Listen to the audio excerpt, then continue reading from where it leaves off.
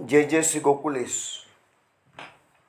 વૈષ્ણવ સત્સંગમાં આજે આપણે દસમ સ્કંદનો 10મો અધ્યાય યમલા અર્જુન ઉદ્ધાર એના પર વાત કરીશું. પરંતુ એ અધ્યાય શરૂ કરીએ તે પહેલાં શીતકાલ ખંડિતાનું એક પદ આપ શ્રવણ કરો.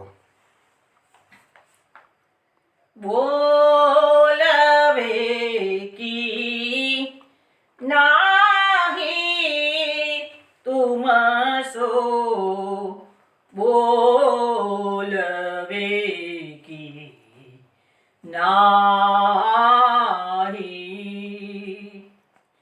બોલવે કી નાહી તુમ સો बोलवे की नाही तुम सो बोलवे की नाही घर घर गमन करता सुंदर प्रिय चित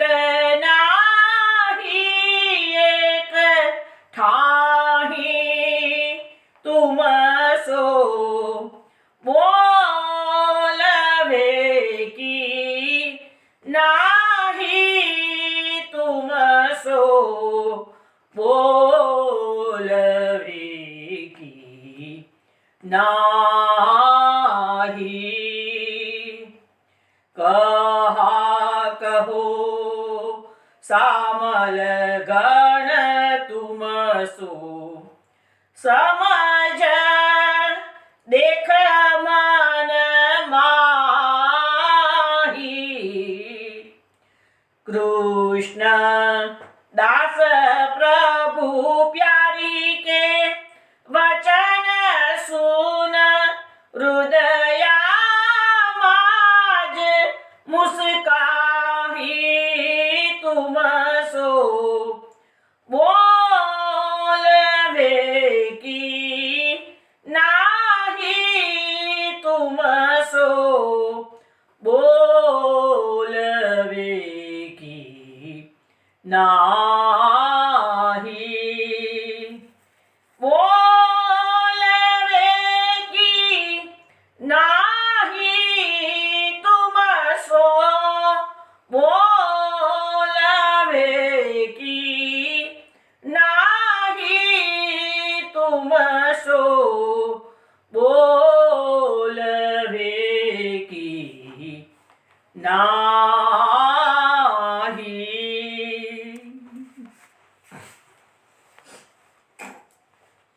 વૈષ્ણવો આ પદ આપે માલકોશમાં શ્રવણ કર્યું. અહીંયા જે ખંડિતાની વાત આપણે પહેલાં કરી છે એ પ્રમાણે ગોપી જ્યારે કૃષ્ણ એના વચન પ્રમાણે પધારતા નથી અને બહુ મોડા પધારે છે તાણે એને જે પ્રેમ ભર્યો ઉપાલંબ આપે છે કે બોલવો કે નાહી તુમસો. કે કૃષ્ણ તમે બહુ મોડા આવ્યા છો, હું તમારી સાથે વાત જ નહીં કરું. આપણે રૂટીનમાં પણ આપણે કોઈનાથી રૂઠી જઈએ છીએ ને તો પણ આપણે કહેવાય તમારી સાથે વાત જ નથી કરવી કહે છે. પણ આપણે જે બોલીએ છીએ ને તમારી સાથે વાત નથી કરી એ પણ એટલા પ્રેમથી બોલીએ છીએ ને કે સામે આપણું પાત્ર પ્રિય પાત્ર છે એ પણ સમજી જાય છે. કારણ કે બોલવાના વધારે છે ને એટલે જ કહે છે કે બોલવાના નથી કહે છે. આ બધો પ્રેમનો માર્ગમાં આવું બધું ચાલતું હોય છે. તો બોલવે કે નહીં તુમ સો, તારી સાથે વાત નહીં કરો કે કૃષ્ણ. ઘર ઘર ગમન કરત સુંદર પિયા, હે પ્રિયતમ તમે ઘણા સુંદર છો. તમે તો અનેક ગોપીઓના ઘરે એમના મનોરથ સિદ્ધ કરતાં કરતાં મારા ઘરે બહુ મોડા પધારે છો. ચિત્ત નહીં એક થાય પ્રભુ, તમારું ચિત્ત એક જગ્યાએ સ્થિર છે જ નહીં કહે છે. મને કેમ ના હોય જ નહીં, કેવી રીતે હોય? કૃષ્ણ એક, વ્રજભક્તો અનેક, અને કહે છે ને કે બધાનો મનોરથ સિદ્ધ કરવા માટે ભગવાન અનેક ગોપીના મનોરથ સિદ્ધ કરતાં કરતાં એના ત્યાં ઘણા મોડા પધારે છે.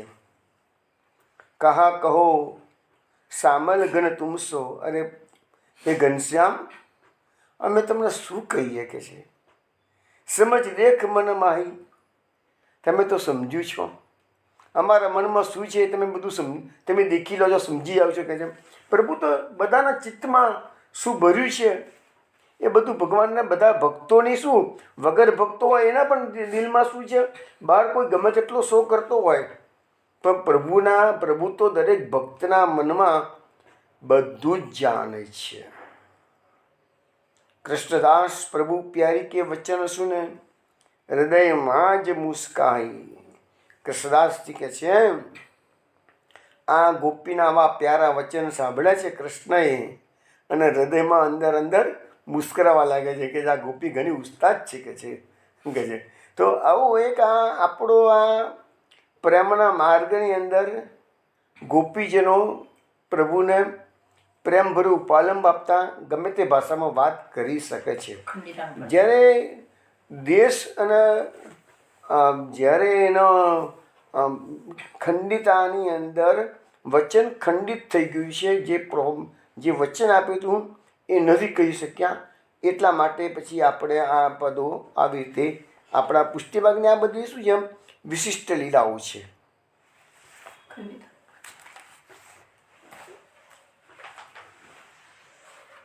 હવે આપણે 10મા અધ્યાયમાં પ્રવેશ કરીએ છીએ. વિષ્ણુ 10મા અધ્યાયની અંદર કુલ 43 શ્લોકો છે. એમાં યમલા અર્જુન ઉદ્ધારની વાત આવશે. આમાં જે 43 શ્લોકોમાં યમલા અર્જુનનો જે ઉદ્ધાર કર્યો છે એના લગભગ 28 શ્લોકો છે. પહેલાં 6 શ્લોકોમાં નારદજીએ શાપ આપ્યો તેનું વર્ણન છે. પછી અનુગ્રહરૂપી જે શાપ હતો એની વાત કરવામાં આવેલી છે. પછી એનો હેતુ શું છે એ પણ કહેવામાં આવેલું છે. શાપનું ફળ આપવામાં આવેલું છે. એ બધું થઈને 28 શ્લોકો થયા. પછી એ જે નલ કુબર અને મણિગ્રીવ કુબેરના પુત્રો વૃક્ષોમાંથી બહાર પ્રગટ થયા છે એમની ભગવાનની સ્તુતિ 10 શ્લોકોમાં કરી છે. અને ભગવાન પછી એમને અનુગ્રહ કરીને વરદાન આપે છે એના 5 શ્લોકો છે. એમ કરીને આ અધ્યાયમાં કુલ 43 શ્લોકોનું વર્ણન કરવામાં આવશે. હવે આપણે પુરુષોત્તમ સહસ્ત્રનામમાં મહાપ્રભુજીએ આટલા 43 શ્લોકોનો સાર એક જ નામમાં આપી દીધો, યમલાર્જુન ભંજન. બસ મહાપ્રભુજીએ પુરુષોત્તમ સહસ્ત્રનામમાં આમાંથી એક જ નામ પ્રગટ કર્યું છે, યમલાર્જુન ભંજન. પણ ત્રિવિધ લીલા નામાવલીમાં મહાપ્રભુજી આમાંથી 5 નામો પ્રકટ કર્યા છે. કયા કયા? યમલાર્જુન ભંજનાય નમઃ, ભક્તવાક્ય પરિપૂરકાય નમઃ, ભક્તિદાત્રે નમઃ, સર્વેશ્વરાય નમઃ, સર્વાય નમઃ. આ 5 નામો ત્રિવિધ લીલા નામાવલીના મહાપ્રભુજીએ આ યમલાર્જુન ઉદ્ધારના અધ્યાયમાંથી પ્રકટ કરેલા છે. હવે યમલાર્જુન ભંજનાય નમઃ તો 2 વૃક્ષો નંદરાયજીના આંગણામાં હતા. ભગવાન ખાંડનીએ બંધાયા છે. ભૂટનીએ ચાલતા ચાલતા પ્રભુ ત્યાં ગાડે વૃક્ષોની વચ્ચે પહોંચી ગયા છે. વચ્ચે ગયા છે પ્રભુ. ખાંડનિયું ફસાઈ ગયું છે, થોડુંક જોર કરે છે અને ત્યાં તો બંને વૃક્ષો પડ્યા છે અને બંનેમાંથી દેવો કુબેરના 2 પુત્રો નલકુબર અને મણિગ્રીવ પ્રગટ થયા છે. એટલે એ વૃક્ષો પડવાના કારણે નામ આપવામાં આવ્યું છે યમલાર્જુન ભંજનાય નમઃ. પછી હવે મહાપ્રભુજીએ નામ પ્રકટ કર્યું છે ભક્ત વાક્ય પરિપૂરકાય નમઃ. તો કેમ આવું નામ મૂક્યું છે? તો ભગવાન હવે શાપ કોને આપેલો? નારદજી આપેલો. પણ નારદજી સાથે સાથે કહેલું એ બંને કુબેરના પુત્રોને કે તમારો ઉદ્ધાર સ્વયં શાશ્વત કલ્પની અંદર કૃષ્ણનું પ્રાકટ્ય થશે તો એ પ્રભુના હાથે તમારો ઉદ્ધાર થશે કે છે. તો નારદજીએ તો કંઈ ભગવાનને પૂછીને વચન આપ્યું હતું. આપણે એ વસ્તુ અનેક વાર જોઈ ચૂક્યા છીએ કે ભગવાનના ભક્તો બ્રહ્માજી કોઈને વરદાન આપે છે, કે નારદજીએ કોઈને શાપ પણ આપ્યો અને વરદાન પણ આપ્યું, પણ ભગવાનની અનુમતિ લઈને તો આપતા નથી. છતાંય ભગવાન એ બ્રહ્માજીનું માનને રાખે છે, નારદજીનું માન રાખે છે, અને ભક્તનું વચન કદાપી ભગવાન ઉઠાવતા નથી. એટલા માટે મહાપ્રભુજીએ નામ પ્રકટ કર્યું છે ભક્ત વાક્ય પરિપૂર્કાય નમઃ. નારદજીનું વાક્ય પરિપૂર્ણ કરેલું છે એમ કહેવા માગે છે. ભક્તિદાત્રે નમઃ. હવે સ્વર્ગના દેવોને ભક્તિ ના હોય. સ્વર્ગના દેવો પાસે એક જ વસ્તુ છે, ભોગ.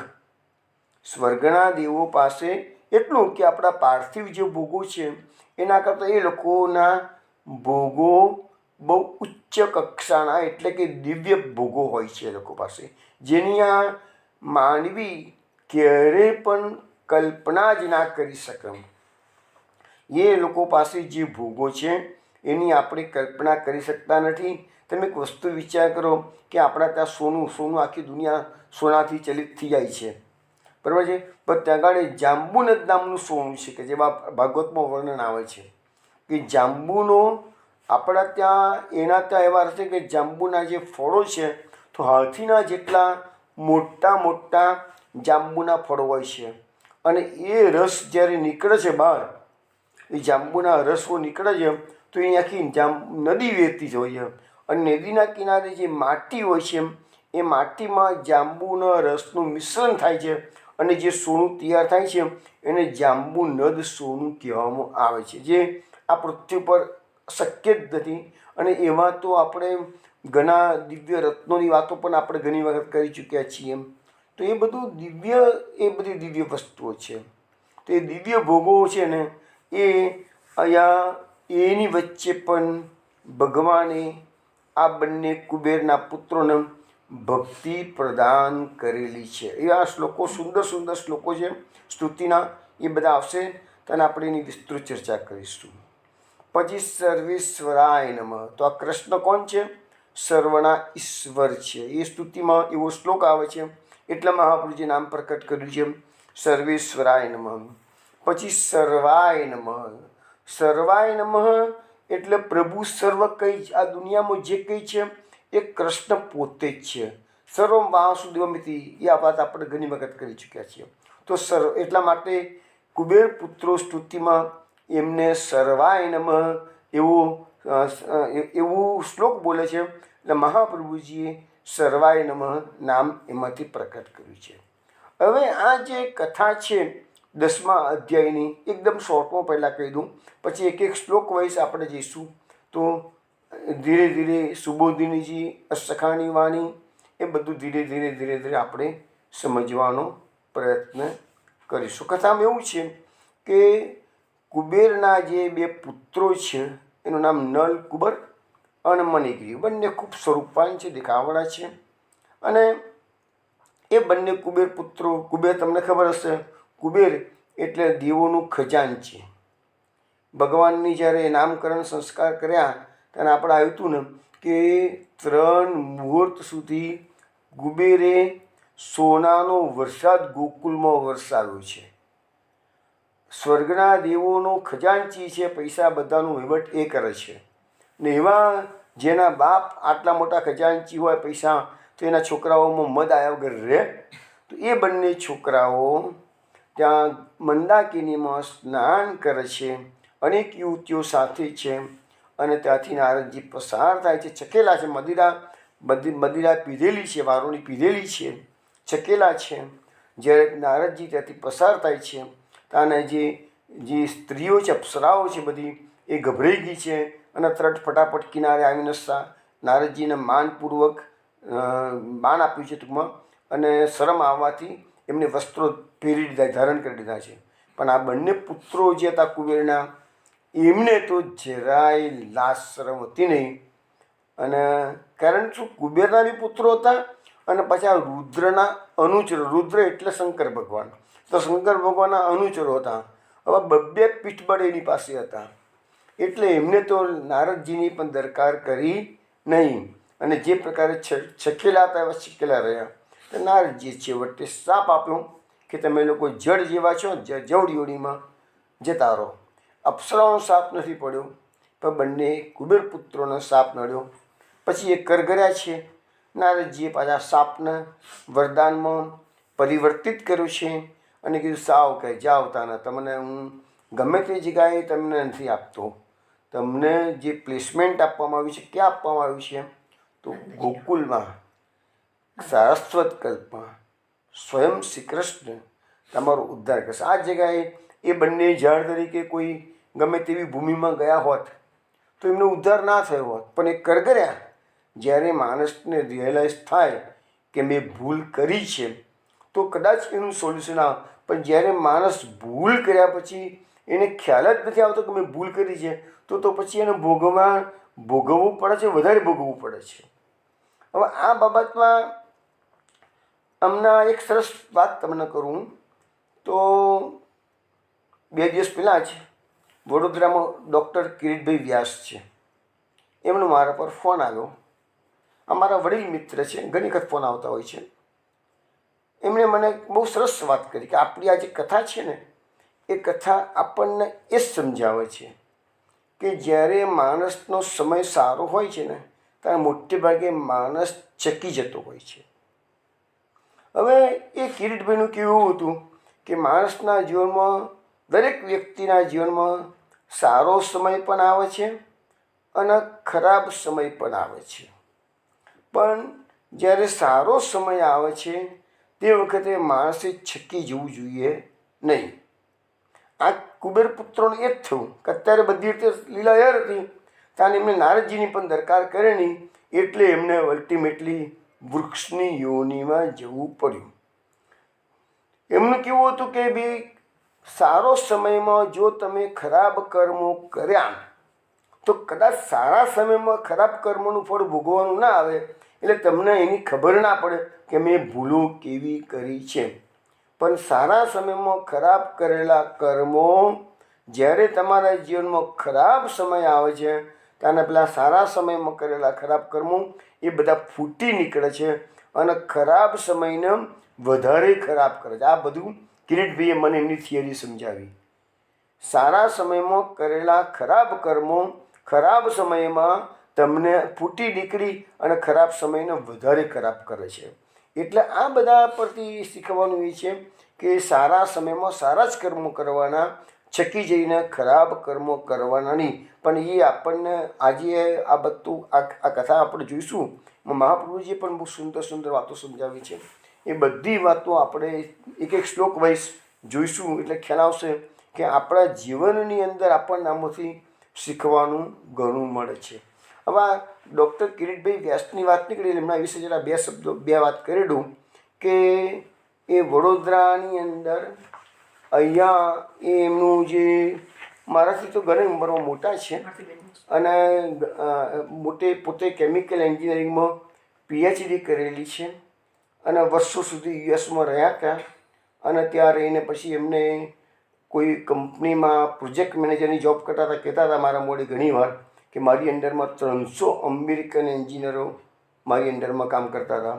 તો પણ એમને 83-84 સાલમાં અમેરિકા છોડીને ઇન્ડિયામાં સેટલ થયા. સુખી પરિવાર છે. પણ મુખ્ય વસ્તુ જે કહેવાની છે કે આ કિરીટભાઈ વ્યાસ એ બહુમુખી પ્રતિભા ધરાવે છે. મેં મારી લાઈફમાં અનેક માણસોને મળ્યો છું પણ આવું વ્યક્તિત્વ મેં જોયું નથી. એમની પાસે તો એમના ઘરે તમે જાઓ તો તમને ખ્યાલ આવે કેટલા બધા પેઇન્ટિંગ્સ છે એમને પોતે દોરેલા. આપણને આબેહૂબ લાગે એવા પેઇન્ટિંગ્સ એમણે કરેલા છે. બીજું મ્યુઝિકના શોખીન છે, બધા રાગો, મોટાભાગના રાગોના એ જાણકાર છે. પછી જ્યોતિષમાં પણ એક્સપર્ટ છે. ઇન્ડિયન એસ્ટ્રોલોજી અને વેસ્ટર્ન એસ્ટ્રોલોજી બંનેમાં એમની માસ્ટરી શીખે છે.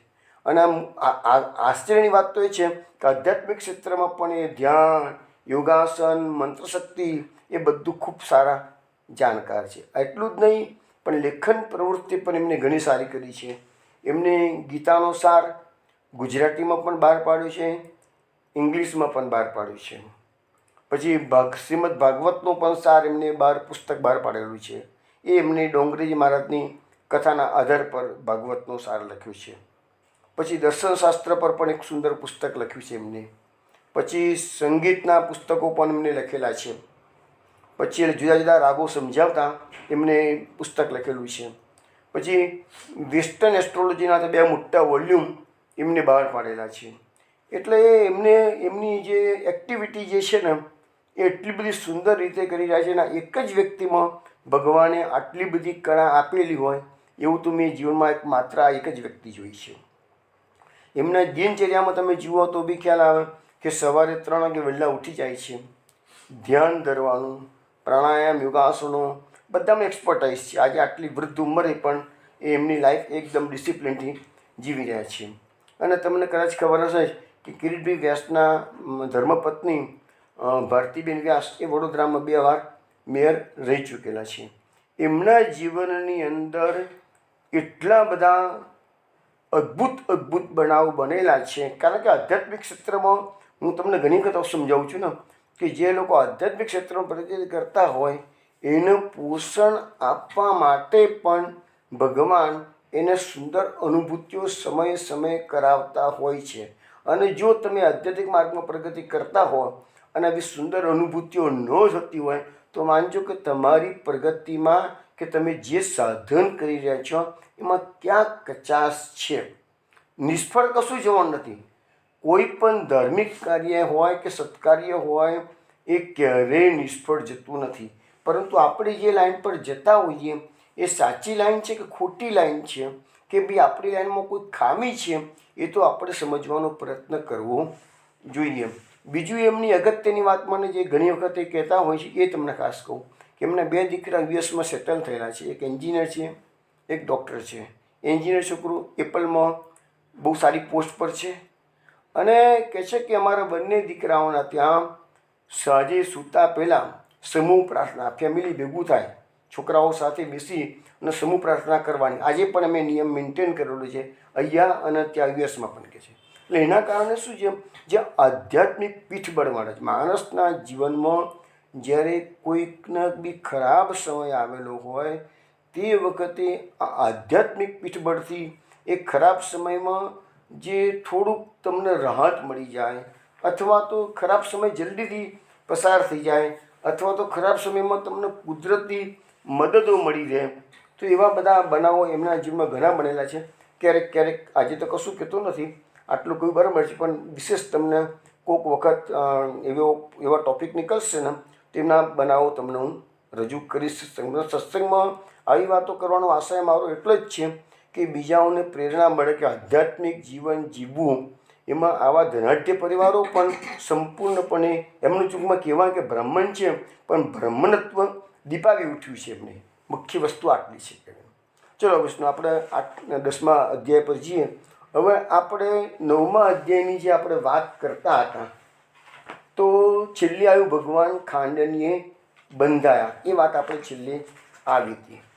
હવે આપણે જ્યારે 7મો અધ્યાય લેતા હતા તે વખતે મહાપુરુષજીએ સુબોધિનીજીમાં એવું કહ્યું હતું, 7મા અધ્યાયની સુબોધિનીજીમાં, કે તૃણાવર્ત વધનું જે લોકોએ ચરિત્ર શ્રવણ કર્યું એનાથી કથાના શ્રવણનો અણગમો દૂર થાય. ફળશ્રુતિ બતાવી હતી.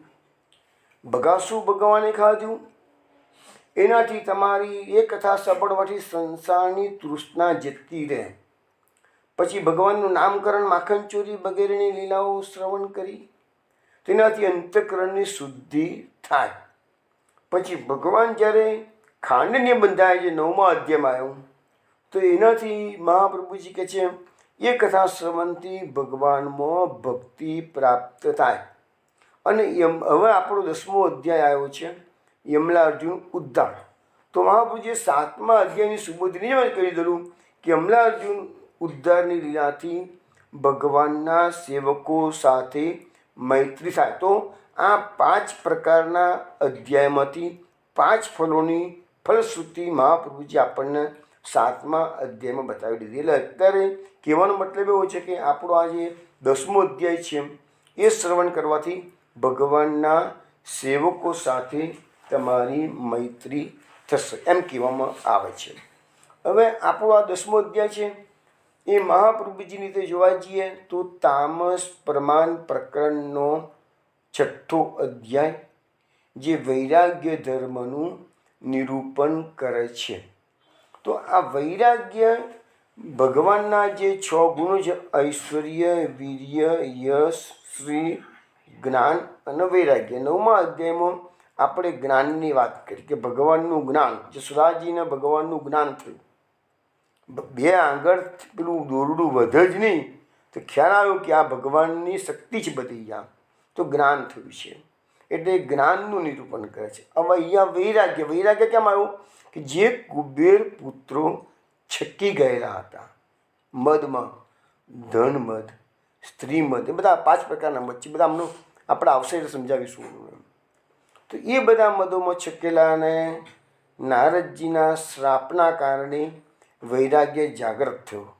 અને એક વસ્તુ સમજો કે ધર્મ, જે ભક્તિની વાતો આપણે કરી છે, તો ભક્તિના 2 પુત્રો છે, જ્ઞાન અને વૈરાગ્ય. એટલે વૈરાગ્ય વિનાની ભક્તિ પાંગળી છે. મહાપ્રભુજી આ વાત આપણને નિરોધ લક્ષણમાં પણ સમજાવી છે કે ભગવદ ધર્મ સામર્થ્યાદ વિરાગો વિષયથી રહ. તો તમારું ભગવદ ધર્મના સામર્થ્યથી તમારામાં ઓટોમેટિકલી વિષયોમાં વૈરાગ્ય પ્રાપ્ત થશે.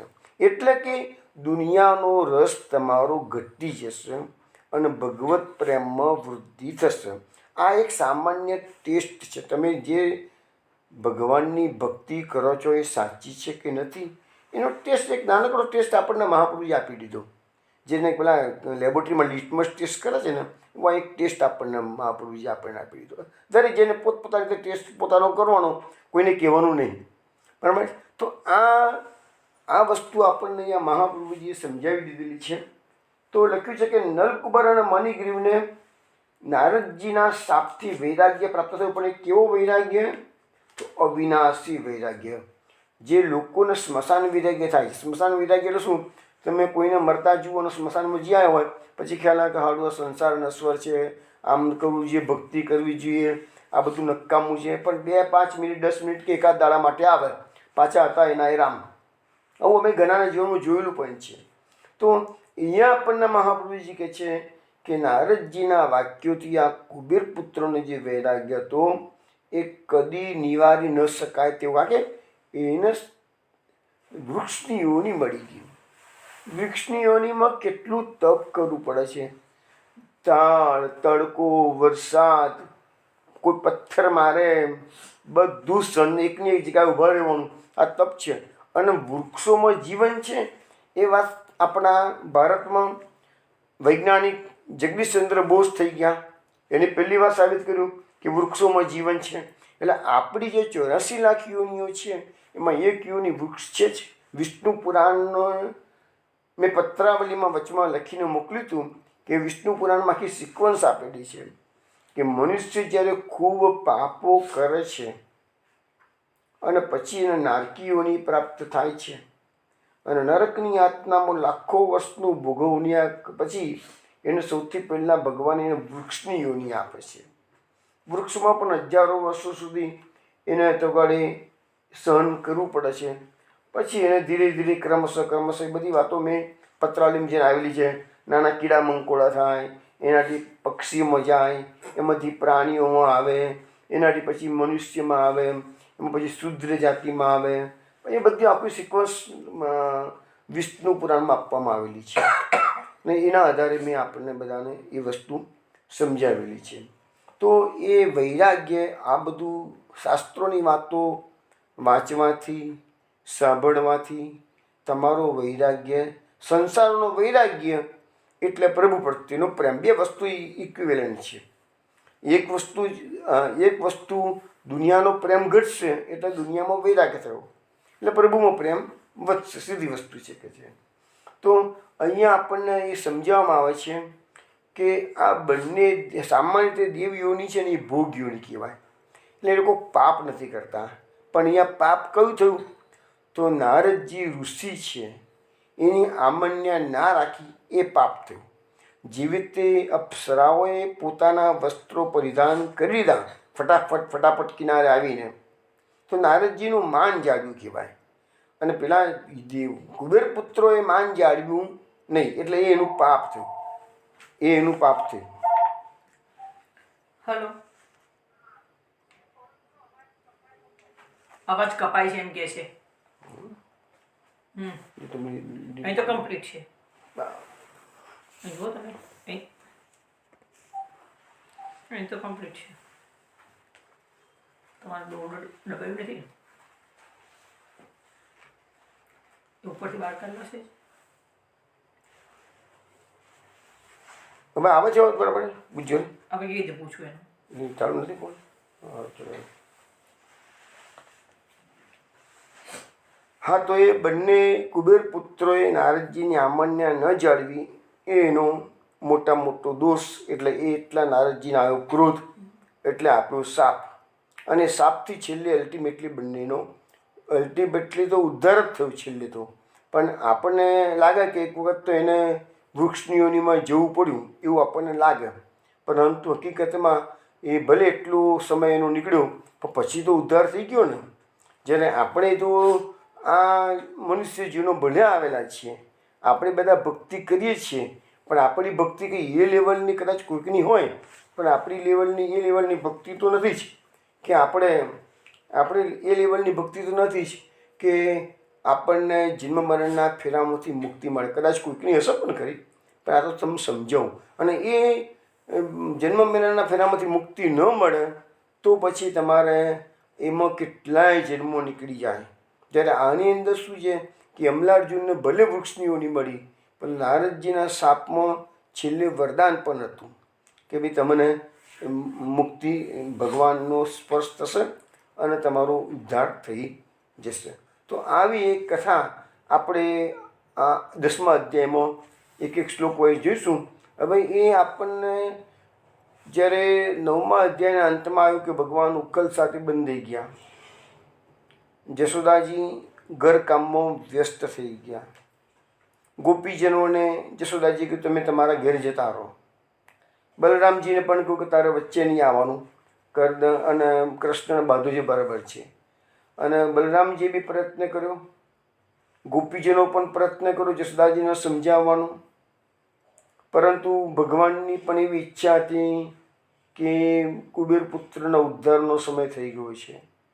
જો ગોપીજનો વધારે આગ્રહ કરે કે બલરામજી વધારે આગ્રહ કરે અને જશોદા માતાને દયા આવી જાય અને છોકરાનું દોરડું છોડી મૂકે તો પેલું નારદજીનું જે વચન આપેલું હતું એ અધૂરું રહી જાય.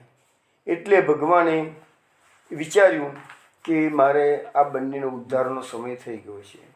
તો સુરદાસજી એક સુંદર પદ લખ્યું છે, એ વિનોદા તમને શ્રવણ કરાવે. હરિચિતયે યમલાર્જુન તન, હરિચિતયે યમલાર્જુન તન, અબહિયાજુ ઇનહિ ઉદ્ધારો, એ હે મેરે નિજ જન, હરિચિતયે યમલાર્જુન તન, इनके हेतु भुजा बंधवाई, अब विलंब नहीं लाऊं, परस करो तनु तरुहि गिराऊं, मुनिवर श्राप मिटाऊं,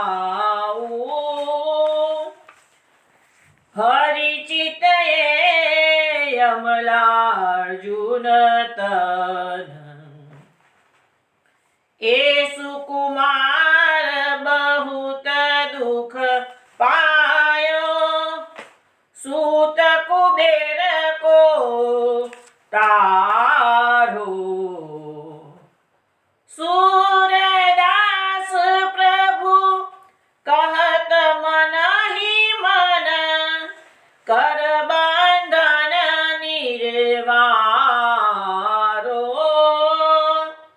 हरिचितये यमलार्जुन तन, हरिचितये यमलार्जुन तन, हरिचितये यमला પોતાના ધનાસી. હવે ભગવાન જ્યારે ઉખલથી બંધાઈ ગયા છે અને નંદરાજીના આંગણામાં છે, આ પદ છે ને વિનોદાએ ધનાશ્રીમાં ગાયું છે. તો ભગવાન એકલા પડી ગયા. જશોદાજી કામમાં ગયા, ગોપીજનો જતા રહ્યા, બલરામજી જતા રહ્યા, ભગવાન એકલા પડ્યા છે, બંધાયેલા પડેલા છે. એટલે ભગવાને એવો વિચાર કર્યો, હરિચિત એ યમલાર્જુન તન. ભગવાન ચિત્તમાં યમલાર્જુનના ઉદ્ધારની વાત વિચારી રહ્યા છે. અબહી આજુ ઇન્હી ઉદ્ધારો એ હે મેરે નિજજન. ભગવાન વિચારે છે કે બસ હવે એનો ઉદ્ધારનો સમય થઈ ગયો છે. આ મારા નિજજન છે. કુબેર એ ભગવાનના ભક્ત છે અને ભગવાનના ભક્તના પુત્રોને પણ ભગવાન પોતાના નિજજન માને છે. અત્યારે તો એ દેવ યોનિમાં હતા, એમાંથી વૃક્ષ યોનિમાં આવ્યા, પરંતુ હવે ભગવાન જાણે છે કે હવે મારી ભક્તિ કરવાના છે, કારણ કે ભક્તિ પ્રદાન કરવાના છે એને. એટલે તો મહાપુરુષે નામ આપી દીધું ને આપણને અહીંયા એક બધું કે ભક્તિ પ્રદાય કાંઈ નમઃ એમ. તો ઇનકે હેતુ ભુજા બંધવાઈ અબ વિલંબ નહીં લાવું. ભગવાન કહે છે હું આ જશોદાજી જોડે જે બંધાયો છું એનું મુખ્ય કારણ તો એ જ છે કે મારે એમનો ઉદ્ધાર કરવો છે, એટલે એમના માટે તો હું બંધાયો છું કે છે. હવે વિલંબ મારે કરવો નથી. પરસ કરો તનુ તરુહી ગીરાવું, મુનિવર શ્રાપ મીટાવું. હવે હું અહીંથી ભૂટની ચાલતો ત્યાં જઈશ, પેલા વૃક્ષોને હું સ્પર્શ કરીશ અને તનુ તરહી ગીરાવું. અને કહે છે કે મારા શરીરથી સ્પર્શ કરી અને બંને વૃક્ષોને હું ગિરાઈને પાડી નાખીશ કે છે. અને આવી રીતે નારદ મુનિનો જે સાપ આપ્યો હતો એ સાપનું આજે હું નિવારણ કરીશ, સાપ મિટાવી દઈશ, નિવારણ કરીશ એમ કે. એ સુકુમાર બહુત દુઃખ પાયો સૂત કુબેર કે તારો. અહીંયા કે છે ભગવાન યાદ કરે છે કે મારો ભક્ત કુબેર, એ કુબેરની આંખની કીકી સમાન, તારા સમાન આ એના બે પુત્રો, એ બંને પુત્રો બહુ સુકુમાર છે. દેવો પણ બધી કોમળ કાયા હોય દેવોની, અને દેવો તો સ્વરૂપાન પણ હોય બધા. તો એવી સુકુમાર કાયાવાળા દેવોને આજે વૃક્ષનીઓનીમાં આવીને ઘણા સમયથી દુઃખ સહન કરવું પડ્યું છે. સુરદાસ પ્રભુ કહત મનહી મન કર બંધન નિર્વારો. સુરદાસજી કહે છે મારા પ્રભુ મનમાં વિચારે છે કે છે ચલો હવે સમય થઈ ગયો છે, હવે એના બંધનમાંથી એને મુક્ત કરી દઈએ. તો આવી આ એક લીલાની વાત આપણને સુરદાસજીએ કહ્યું કે ભાઈ આવી રીતે ઉદ્ધારનું જે કારણ છે એ આપણને સમજાવવામાં આવ્યું છે. આ વૃક્ષની વાત નીકળીને તો એક વસ્તુ તમને કહું કે આ વૃક્ષોનું આયુષ્ય તો હજારો વર્ષોનું હોય છે. વૃક્ષોને જેવી રીતે આપણી સંવેદના થાય છે, પ્રેમની લાગણી થાય, ક્રોધની લાગણી થાય, અપમાનની લાગણી થાય, તો વૃક્ષોને પણ એ બધું જ થતું હોય છે. વૃક્ષો જીવંત હોય છે. હવે તમને એક બે એક્ઝામ્પલ તમને આપું તો જે લોકો શુક્રતાલ ગયા હશે તો શુક્રતાલમાં સુખદેવજીએ પરીક્ષિતને કથા શ્રવણ કરાવી હતી ને એ વૃક્ષ આજે પણ છે. એ વૃક્ષ તમે જુઓ ને ત્યારે જ ખ્યાલ આવી જાય કે 5000 વર્ષ જૂનું એ વૃક્ષ છે આજે પણ. એની વડવાઈઓ એટલી બધી ચારે બાજુ ફેલાયેલી છે કે મેં જોઈ ના હોય એવું એ વૃક્ષ છે. વ્રજની અંદર તમે જાઓ તો ઇમલી તલા આજે પણ 500 વર્ષ જૂનું વૃક્ષ છે, જેને જીવંત છે. વૃંદાવનમાં ઇમલી તલા છે, એ જીવંત વૃક્ષ છે. તો એ લખ્યું છે કે એ વૃક્ષના જ્યારે એની શાખા આગળ બહુ વધી ગયેલી હતી અને એ જમીન રાજાએ પરચેસ કરેલી મંદિર બનાવવા માટે, અને જેવું એને દાળખી પર ઘા કરવામાં આવ્યો કુવાડાનો, તો એ દાળખીમાંથી લોહીનો ફુવારો છૂટ્યો હતો. તરત જ એ લોકોએ એ દાળખી કાપવાનું બંધ કર્યું અને એ દાળખીને આજે પણ એ દાળખીને એ લોકોએ તો જસતના પતરાથી પ્રોટેક્ટ કરેલી છે. જે લોકો વૃંદાવન જાઓ તો ઇમલી તળાના દર્શન અવશ્ય કરજો. એ વૃક્ષ ઘણું પ્રાચીન વૃક્ષ છે. પછી ભગવાને જે કદમના ઝાડ પરથી કૂદકો મારતો જમનાજીમાં. એ કાલીદહની જગા આજે પણ વ્રજમાં મંદરાળમાં છે. એ જગા એ વડ છે એનું નામ સિદ્ધ વટ છે. એ વૃક્ષ આજે પણ છે તો આગળ. હવે સવાલ એક આવે છે કોઈકને કે ભાઈ કાળી નાગના જરામાંથી તો એટલી બધી પેલી ઉષ્ણ વરાળ નીકળતી હતી તો ઉડતા પક્ષીઓ પણ મરી જતા હતા. ઉડતા એની ઉપરથી કોઈ પક્ષી જાય ઉડતું ઉડતું તો એની વરાળથી એ પક્ષી મરી જતું હતું. તો આ બાજુમાં કદમનું વૃક્ષ તો જીવંત રહ્યું કેવી રીતે? આવો પ્રશ્ન કોઈને આવે તો એ કદમના વૃક્ષને પર અમૃતનો કુંભ લઈ અને ગરુડજી બિરાજમાન થયા હતા થોડાક સમય માટે. અને એના કારણે થોડા ટીપા એ વૃક્ષ પર પડ્યા એટલે વૃક્ષ અમર થઈ ગયું છે. આજે પણ એ છે બધું વ્રજમાં વંદરાળમાં છે જ. એ સિદ્ધવટ નામથી જાણીતી જગ્યા છે, કાલિદ નામથી જાણીતી જગ્યા છે. તો આ કહેવાનો મતલબ એમાં તો ઘણા બનાવ છે. રાધા કૃષ્ણ કુંડ તમે જાઓ તો રાધા કુંડ અને કૃષ્ણ કુંડનું જ્યારે બાંધકામ કરવામાં આવ્યું હતું તે વખતે 5 પાંડવો વૃક્ષ રૂપે તગાડે બિરાજમાન હતા. તેમને કહ્યું કે ભાઈ અમે તપસ્યા કરી રહ્યા છીએ અહીંયા કે છે બ્રજની અંદર. તો એ આજે પણ એનો જે ઘાટ છે ને એ થોડો વાંકો ચૂકો કરવામાં આવ્યો છે. કારણ કે પેલા વૃક્ષોના કપાયા હતા નહીં એટલે સીધો ઘાટ ના આવ્યો પણ થોડો વાંકો ચૂકો આવ્યો છે. એટલી જગ્યા એમણે છોડવી પડી છે. તો આવું છે કે કોઈક વખત લાલા બાબુનું મંદિરમાં વંદરાણમાં એમાં પણ સેમ બનાવ બનેલો છે. એ લોકોનું મંદિર બનાવતા 2 વૃક્ષો કાપવાનો વારો આવ્યો. તરત સપનામાં ખબર આપવામાં આવી કે અમે મુનિઓ છીએ અને તપસ્યા કરી રહ્યા છીએ. એટલા વૃક્ષોની છે એ આટલા બધા એક્ઝામ્પલો મેં તમને આપ્યા એના પરથી સાબિત થાય છે કે વૃક્ષોની એ સાચી વસ્તુ છે. હવે ભગવાને આ યમલાજીનો ઉદ્ધાર કર્યો એના માટે એક સુંદર એક મહાત્માએ કોમેન્ટ કરેલી વાંચી હતી મેં. એને લખ્યું છે મહાત્માએ લખ્યું કે ભગવાન તો અત્યારે બાળ લીલા કરી રહ્યા છે પણ ભગવાન તો સર્વજ્ઞ છે. ભગવાન જાણે છે કે હું દ્વારકા લીલામાં મારા કુંતી ફૂઈનો છોકરો અર્જુન એ મારો પ્રિય સખા થવાનો છે. મારે એનો રથ હાંકવાનો છે. અર્જુનનું બધું પ્રિય અને મારા બનેવી પણ થવાના. ભગવાનના એ બનેવી પણ થવાના છે. ભગવાનના સખા પણ છે. તો અર્જુનને ભગવાન અત્યારે યાદ કરે છે. ભગવાનના ભાગવતમાં ભગવાનના 10 મિત્રોના સખાઓના નામ છે. આ વ્રજલીલામાં એમાં પણ અર્જુન નામનો સખા છે. એટલે ભગવાન કહે છે પછી પણ અર્જુન છે, અત્યારે પણ અર્જુન છે. તો અર્જુનના નામના જે વૃક્ષો હોય એનો ઉદ્ધાર ના કરું તો કેમ ચાલે? પહેલાં 2 અર્જુનને હું મારી ફેવર કરું છું તો આ અર્જુનને પણ મારે ફેવર કરવી જોઈએ ને. એટલે આવી એક કોમેન્ટ કરી હતી કે પેલા 2 અર્જુન એમનો સખા અત્યારનો જે સખા છે એ પણ અર્જુન છે અને દ્વારકા લીલામાં જે સખા છે એ પણ અર્જુન છે. તો યાર તમારા નંદરાજીના આંગણામાં 2 અર્જુનના વૃક્ષો આવ્યા છે એનું શું? તો પછી ભગવાન કે ના હું એને પણ અપનાવું છું કે છે. એટલે ભગવાન ભૂટણીએ ગયા અને વૃક્ષોનો ઉદ્ધાર કર્યો છે. હવે આપણે પ્રવેશ કરીએ છીએ. પહેલો શ્લોક લઈએ આપણે. શ્રી રાજો વાંચે કથ્યતામ ભગવન એતન તયો શાપસ કારણમ યત્તદ વિગરિતમ કર્મ એન દેવ શ્રેષ્ઠમ. એટલે કે છે રાજા પૂછે, એટલે પરીક્ષિત રાજા પૂછે છે હે ભગવાન આ બંનેને શાપ મળ્યો તેનું કારણ કહો. આ બંને જે નિંદિત કર્મ કર્યું અને જેના લીધે દેવશ્રીને ગુસ્સો આવ્યો તે કહો. હવે અહીંયા નિંદિત કર્મ એટલે વિગરહિતમ, જે સંસ્કૃત ભાષામાં સમજે વિગરહિતમ એટલે એને નિંદિત કર્મ કહેવાય. તો હવે શાપ આપે એનું કારણ શું છે? શું કર્મ કર્યું? અહીંયા મહાપ્રભુજી સુબોધરીજીમાં લખે છે કે નલકુબર અને મણિગ્રીવને બંનેને એક જ શાપ મળ્યો છે. બંનેને અલગ અલગ શાપ મળ્યા નથી. કારણ કે બંનેનો ગુનો એક જ પ્રકારનો હતો.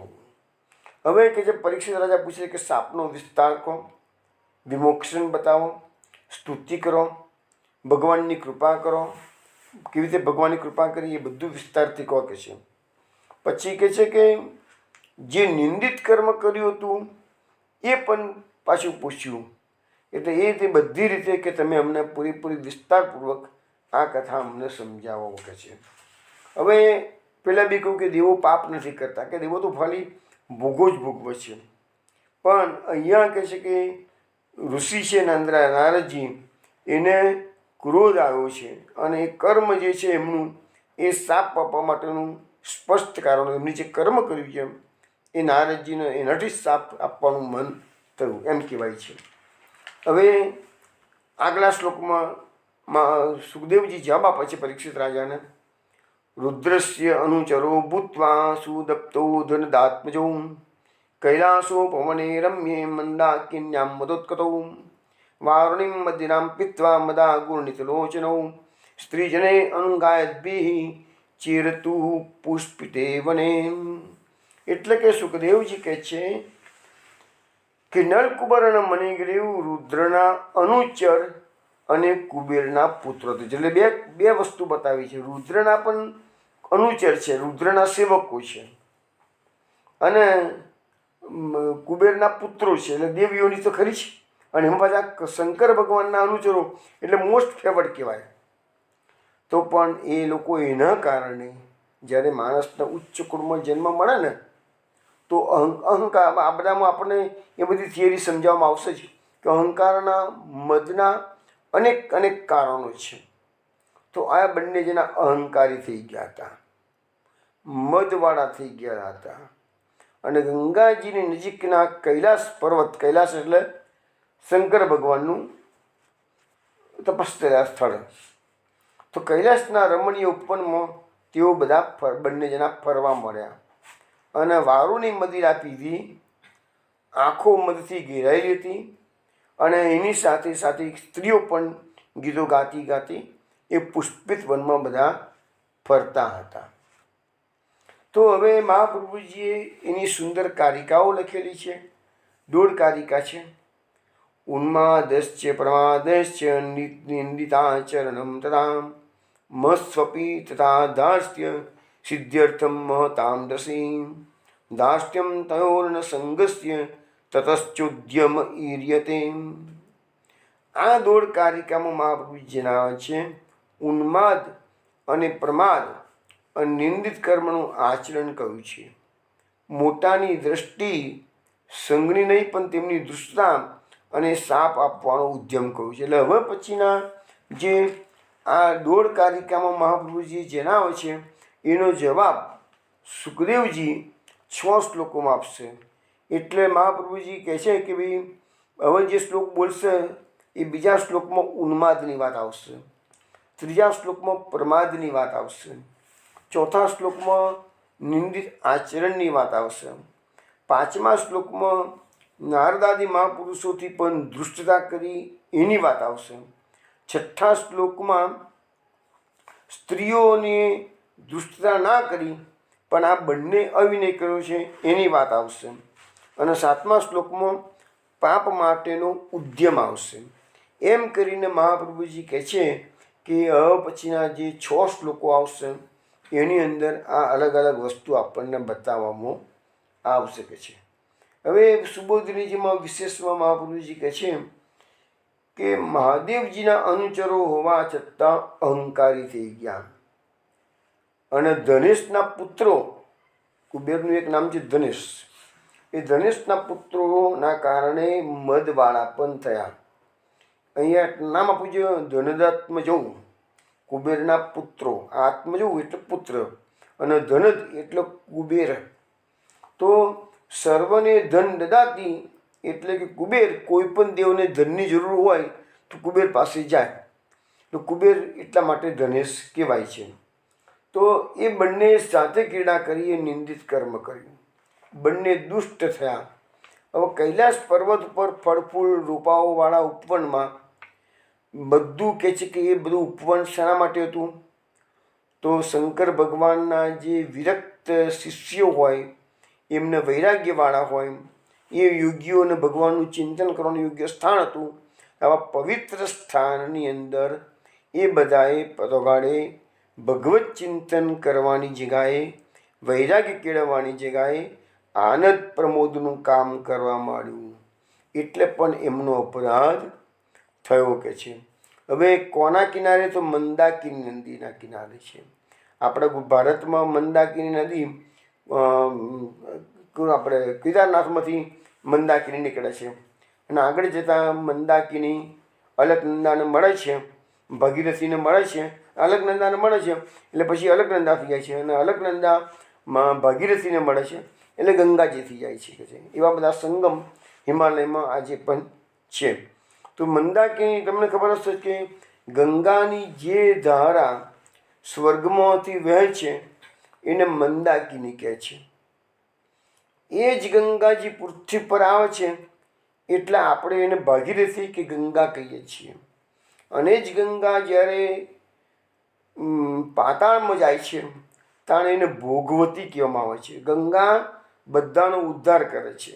ગંગાનું કાર્ય પાપોનો નાશ કરવાનું છે. ગંગાજળ ભગવાનના ચરણ કમળમાંથી સ્રવિત છે એટલે ભગવાનના ચરણ કમળનું એ જળ કહેવાય એમ. તો એના કારણે ગંગાજીનું એ સામર્થ્ય છે કે બધાનો ઉદ્ધાર બી કરી શકે, પાપોનો ક્ષય કરી શકે. તો એવી ગંગાજીના કિનારે આ બંને અતિ પવિત્ર ગંગાજી છે એમ તેના કિનારે આમ બદંત થયેલા કુબેર પુત્રોએ ક્રીડા કરી.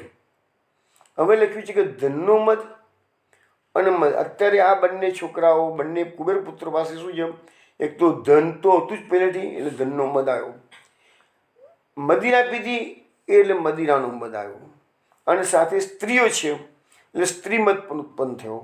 એટલે બધી રીતે એ લોકો મદથી ઘેરાયેલા હતા. અને મદથી ઘેરાયેલા હતા એટલે પછી એ લોકોને કહે છે કે જ્યારે અહંકાર તો ભગવાનને ગમતો નથી.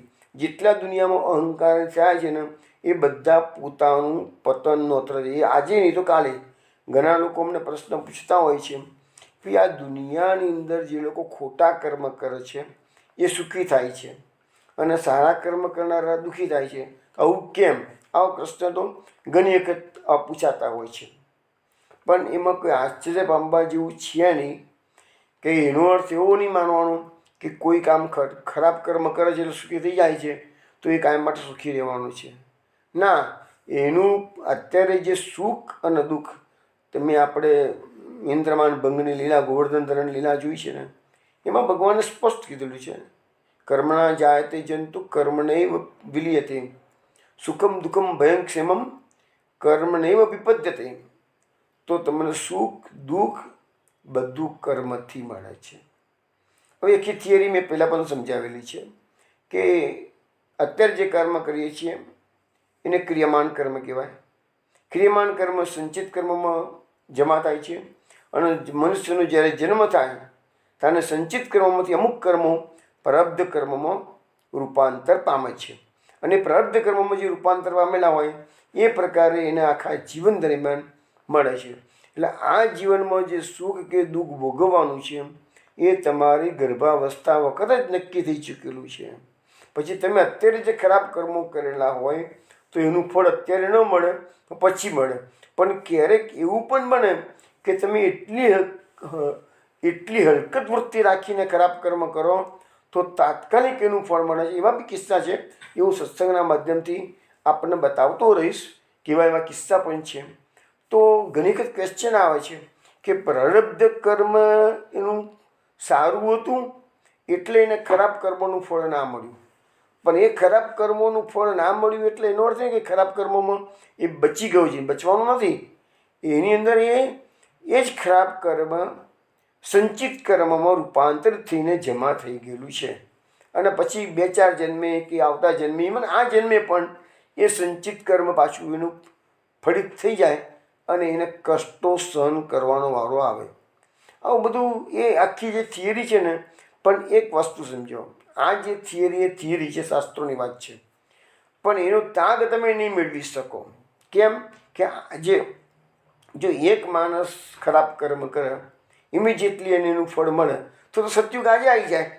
ભગવાનને તો કળિયુગ લાયા છે અત્યારે તમે સારું કર્મ કર્યું તરત સારું ફળ મળી જાય તો પછી સત્યુગ આવી જાય. બધાને ખબર પડી કે ભાઈ ખરાબ કર્મનું ફળ બધા જાણે છે ખરાબ કર્મનું ફળ ખરાબ જ આવે છે, બધા જાણે છે. છતાંય લોકો ખરાબ કર્મ કરે છે. અત્યારે રાજકારણીઓ છે. આ રાજકારણીઓમાં કેટલા એવા હશે કે વિદ્વાન લેવલના પણ રાજકારણીઓ હશે. આજે યોગી તો સંન્યાસી છે, તો બધા એવા ઘણા સંન્યાસીઓ પણ રાજકારણમાં આવી ગયેલા છે. ઉમા ભારતી, આ બધા ઘણા સાક્ષી મહારાજ, આ બધા ઘણા રાજકારણીઓ સંન્યાસીઓ રાજકારણમાં આવી ગયેલા છે. એ તો શાસ્ત્રના જાણકાર છે, છતાંય પણ એ લોકો એવા કર્મ કરે છે ને કેમ કરે છે? આમ બે કારણ છે. એક તો છકી ગયા હોય સત્તાના કારણે એટલે ખરાબ કર્મ કરે, અને બીજું કારણ એવું છે કે જ્યારે કોઈનું પતન થવાનું હોય ત્યારે ભગવાન એમની બુદ્ધિમાં પ્રવેશ કરી અને એની પાસે એવા જ કર્મ કરાવે. એટલે હું ઘણી વખત આપણો મહાપુરુષનો જે સિદ્ધાંત છે કે ભગવાન નિજ ઈચ્છાત કરી શકી, ભગવાન પોતાની નિજ ઈચ્છાથી બધું કરે છે. એટલે તમે કર્મ કરવામાં સ્વતંત્ર નથી. ભગવાન જ તમને એવા કર્મ કરાવે જેનાથી તમારું પતન થાય કે તમારી પ્રગતિ થાય. એટલે અહીંયા 3 મત આવ્યા: ધનનો મત, મદિરાનો મત અને સ્ત્રીઓનો મત આવ્યો. તો એ બધા મત એટલે એટલા કારણે એને જે લખ્યું છે કે મતથી એમની આંખો બધી ઘેરાઈ ગયેલી હતી, એટલે એક જાતના છકી ગયેલા હતા કે છે. પાછી સ્ત્રીઓ સાથમાં હતી, એ ગીતો ગાતી હતી, એટલે સંગદોષ પણ થયો પાછો. અને અને જે પુષ્પિત વન હતું એ આમ તો જોવા જઈએ ને તો સાત્વિક યોગીઓ માટેનું તપસ્યાનું સ્થળ હતું, પણ જ્યારે આ લોકો આવી રીતે ફરી રહ્યા છે એટલે એ વનની અંદર રજોગુણ પેદા થયેલું છે કે છે, અને એ બધેથી એમને ભ્રમણ કરવા મળ્યું કે છે. હવે મંદાકિની તો સર્વત્ર પવિત્રતા બક્ષે છે, તો પછી આ લોકોને કેમ દોષ રહિત ના કર્યા? એવો ક્વેશ્ચન આવે. તો કહે છે કે એટલા બધા મદવાળા હતા કે વનનો ધર્મ જે વૈરાગ્ય પ્રેરક હતો એ પણ એમનો ઉન્માદ એ લેવલનો હતો કે એ બધા વાતાવરણને પણ અમને ઉન્માદે દૂષિત કરી નાખેલો હતો. એટલે એના કારણે મંદાકિનીની જે પવિત્રતા હતી એ પણ એમનો અસર ના કરી શકી, અને જે પુષ્પિત વન હતું એનું અંદર જે સાત્વિક વાતાવરણ હતું એ પણ આ લોકોએ દારૂ પી, મદિરા પી અને દોડી નાખ્યું હતું. એટલે એની જે અસરો થવી જોઈએ સાત્વિક પોઝિટિવ, એ અસરો થઈ હતી નહીં. હવે એના પછીના શ્લોકમાં કહે છે: અંત પ્રવિશ્ય ગંગાયામ અંબોજ વરરાજની ચિક્રીડતુ યુતિભી ગજાવિવ કરેણુભી. એટલે કહે છે કે કમળોની વનરાજીવાળા ગંગાજીના મધ્યમાં પ્રવેશ કરી જેમ હાથીઓ હાથનીઓ સાથે કીડા કરે તેમ કીડા કરવા લાગ્યા. અત્યાર સુધી એવું કીધું કે પુષ્પિત વનમાં એ લોકો સ્ત્રીઓ સાથે ગીતો ગાતા ગાતા ફરતા હતા, પણ થોડી વારમાં એ બધા સ્ત્રીઓને લઈ અને ગંગાજીની મધ્યધારામાં પ્રવેશ કર્યો છે, અને ઉપનામ આપ્યું છે કે હાથીઓ હાથીની સાથે કીડા કરે એમ. તો એવી રીતે એ લોકો બધા ગયા. હવે મહાપ્રભુજી સુબોધનીજીમાં કહે છે કે ગંગાજીના પવિત્ર જળમાં જઈને 13 કાર્યો કરવાની. મહાપ્રભુજીએ સુબોધનીજીમાં 13 કાર્યો કયા ના કરવા એ નથી લખ્યું, પણ 13 કાર્યો કરવાની. એટલે એમાં એક વસ્તુ છે કે ગંગાજીમાં ક્રીડા કરવાનો નિશ્ચિત છે કે ગંગાજી પવિત્ર છે. તમારે જે સ્નાન કરવું હોય તો એની વિધિ હોય છે, અને વિધિપૂર્વક સ્નાન, એમને એમ તમે સ્નાન કરો અને વિધિપૂર્વક સ્નાન કરો તો જ તમારે એનું ફળ મળે કે છે. તો ગંગાજીમાં આ સ્ત્રીઓ સાથે ક્રીડા કરવા માટે જે પ્રવેશ કર્યો એ નિષિદ્ધ છે. બીજી વસ્તુ કે ગંગા જેવી ગંગાની કોઈ પણ પ્રકારની નદીમાં કે તીર્થમાં તમે સ્નાન કરવા જાઓ ત્યારે નિર્વસ્ત્ર સ્નાન ક્યારેય ન થઈ શકે. જ્યારે આ મોટા મોટો અપરાધ આ લોકોએ કરેલો કે વસ્ત્રો કિનારા પર મૂકીને લોકો સ્નાન કરવા માટે ગયેલા હતા કે છે. તો ગંગાજીનું જળ, અને મહાપ્રભુજી લખે છે કે ગંગાજીના મધ્યમાં ગયા છે, એટલે મીન્સ એવું નથી કે ગંગાજીના કિનારે રહીને જ એ લોકો સ્નાન કર્યું છે, એવું પણ નથી, એવું મહાપ્રભુજી કહે છે. પછી કહે છે કે કમળોની વનરાજી ત્યાં હતી કે છે. એટલે ગંગાજી પાસે જે કમળો હતા એ ભગવાનની પૂજા માટે હતા. તો એ બધું તોગાડે એ લોકોએ એનો ઉપયોગ કર્યો નહીં, અને એ લોકો હાથીઓ સાથે કીડા કરે એવી રીતે ગંગાજીની ધારામાં જઈ અને એ લોકોએ બધું વાતાવરણને દૂષિત કરી દીધું. હવે શું કહે છે આગળના શ્લોકમાં? અદ્રચ્છયા ચ દેવર્ષિ ભગવાન તત્ર કૌરવ અપશ્યન નારદો દૈવો ક્ષીબાનો સમબુદ્ધમ. એટલે કે છે કે હે કૌરવ, પ્રભુની ઈચ્છાથી દેવર્ષિ નારદ ભગવાને તેમને જોયા અને મત્ત થયેલા જાણ્યા. અત્યારે દેવર્ષિ નારદ તેથી પસાર થઈ રહ્યા છે અને જોયું કે આ લોકો મત્ત થઈ અને અત્યારે એમ કહે છે કે આવી રીતે ખોટા કાર્ય કરી રહ્યા છે. તો દેવર્ષિ એટલે લખ્યું છે મહાપુરુષો બધીમાં કે જેમને ભવિષ્યનું જ્ઞાન છે અને દેવો ઉપર ઉપકાર કરનારા છે. તમને ખબર છે દેવર્ષિ, મહર્ષિ અને બ્રહ્મર્ષિ અને રાજર્ષિ 4 શબ્દો છે. રાજા જ્યારે ઋષિ જેવું જીવન જીવતો હોય તો એને રાજર્ષિ કહેવાય. દેવો, નારદજી દેવ છે, ઋષિ જેવું જીવન જીવે છે માટે દેવર્ષિ કહેવાય. મનુષ્યમાં જે ઋષિ જેવું જીવન જીવતું હોય એને મહર્ષિ કહેવાય અને બ્રાહ્મણ જ્યારે ઋષિ જેવું જીવન જીવતું હોય તેને બ્રહ્મર્ષિ કહેવાય. તો અહીંયા નારદજી માટે ભગવાન શબ્દોનો પ્રયોગ સુખદેવજીએ કર્યો છે. એટલા બતાવવા માગે છે કે ભગવાન છે નારદજી. એટલે કે અમે તમને કદાચ ખબર હશે કે નારદજી ભગવાનનો અવતારમાં નારદજીનું નામ આવે છે. તો સર્વ સામર્થ્ય ભગવાન શબ્દથી બતાવવા માગે છે કે નારદજીમાં સર્વ સામર્થ્ય છે અને સર્વ સામર્થ્ય છે માટે જ શાપ આપી શકે છે.